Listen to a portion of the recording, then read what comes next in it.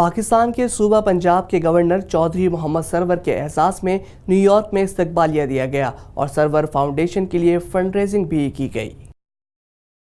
Governor Punjab Chaudhry Muhammad Sarwar ان دنوں امریکہ کے نجی دورے پر ہیں۔ نیو یارک آمد پر تحریک انصاف USA نے ان کے اعزاز میں استقبالیہ دیا اور سرور فاؤنڈیشن کے لیے فنڈ ریزنگ بھی کی گئی۔ تقریب کے آغاز پر امریکہ اور پاکستان کے قومی ترانے بجائے گئے۔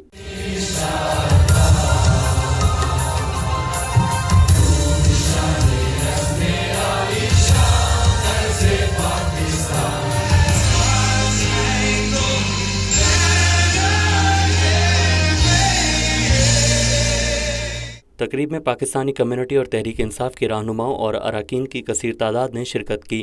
تقریب سے خطاب میں چودھری محمد سرور کا کہنا تھا کہ پاکستان میں پانی کی کمی ہے، لیکن ان کی حکومت پینے کے صاف پانی کی فراہمی کے منصوبوں پر کام کر رہی ہے۔ اور آپ نے دیکھا، دنیا نے دیکھا کہ جن مشکل حالات میں عمران خان نے اپنے ملک کا موقف پیش کیا، جس طریقے سے اپنے ملک کے بارے میں دنیا کو میسج دیا کہ ہم پیس لونگ نیشن ہیں، ہم امن چاہتے ہیں، ہم جنگ نہیں چاہتے، ہم سمجھتے ہیں کہ جنگ مسائلوں کا حل نہیں ہے۔